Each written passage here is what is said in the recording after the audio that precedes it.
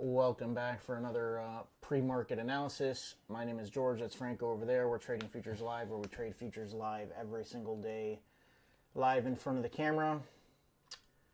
Today is one of those what the fuck days where we had CPI.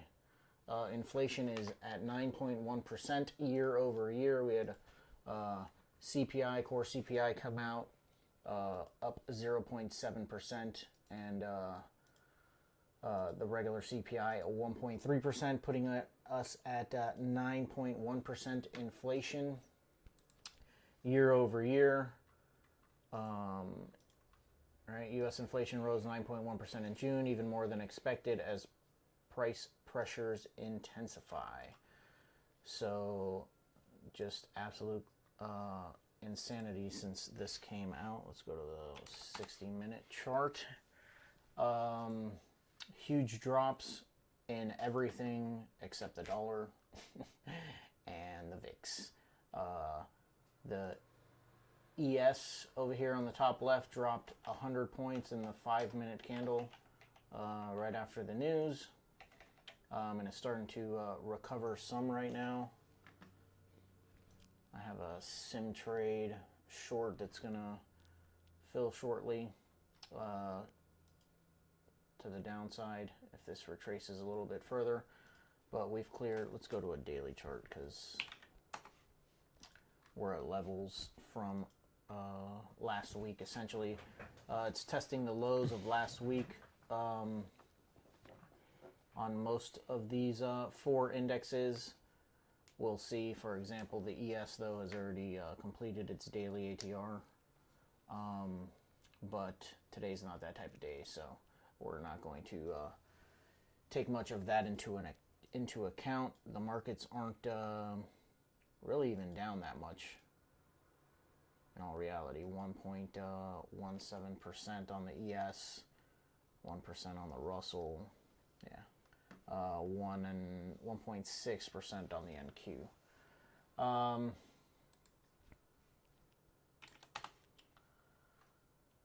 All right, we are below yesterday's close on everything. Gold is down. Crude shot down, but has since recovered completely. And so everything's in a retracement right now off of that news. But certainly not good news for the economy, not good news for the Fed.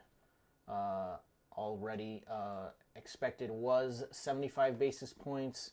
It already looks like 100 basis points is going to be the expected for the end of the month when the next Fed funds meeting 2 weeks happens. Yeah, in 2 weeks. And let me make an adjustment here. Let's go ahead and take a look at the charts. We're going to take a look at the 1 hour. We blew through a bunch of my levels with that news and are testing the lows down here. I would expect it at some point to, at the very least, test again these lows today. Now, whether this is going to be the low of the day or not, that's yet to be determined. But 38.69 on the high, down to 37.51, and the daily ATR right now is about 81 points, and it's done over 100. So, today for me is going to be it's going to be a real-time analysis for me. I'm not going to have much in the way of, I have no levels for it to break currently. It needs to create some levels, I would say, in the first 30 minutes for me to make some decisions as far as my pre-market analysis. So not much from me other than that it has potentially created a low for the day. So we'll see, but it can for sure go down a whole lot more as well. So I don't really have much. I don't know what Franco's looking at. like always, the dollar. I have this is a chart of NQ, but I do have the dollar. Yesterday I did draw this demand. These include these 2 pivots, the London Open and the US Open. Like I've said before, this is an entire supply from 2002 from here to here, and the most critical part is where this line is, where all the wicks are. And I do think the dollar has a lot of room to keep going up, and if that happens, then the markets are gonna give up today, are gonna drop a little bit more. Did the news break that high from yesterday? Barely. Okay. On the dollar, yes, barely. Okay. But that's a sign that there is supply there, because if you go to the 5 minutes, you can see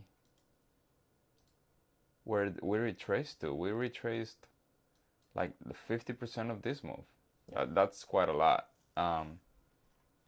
But that's signals to me that here there's still supply to the left, right? But nevertheless, if the dollar happens to come down when if it comes down to this demand, I will try to play the short. If it keeps going up, I will try to wait for a retracement on the dollar to play the short. It's very hard for me to try the long today, even though we are in a range on the daily. We have been here since June 10th, so we're in a range now. The overall trend for me on the daily is down, but since we haven't not cleared out this demand, there probably are buyers showing up here, right? Like George says, it's gonna be for me a lot of real-time trading with the internals and not leaning into the dollar so much, because this move was so aggressive that I cannot like account for this on my trading. Like, look at this massive move to the upside, right? I do believe news event what does is accelerate whatever is going to happen anyway. What I'm trying to say is probably the dollar was going to go up, not in this sharply manner, but probably slower. But since the news event happened and it caused a lot of like fear and greed or whatever you want to call it, emotions in the market, this thing happens, right?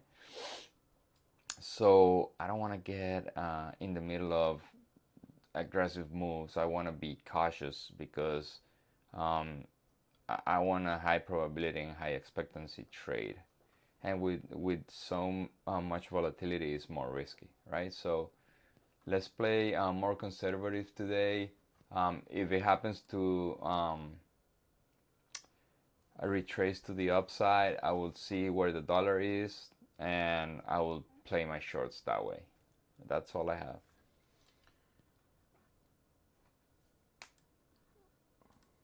All right, guys. We'll catch you guys in the live trading in a few minutes. Thanks for joining See you. us.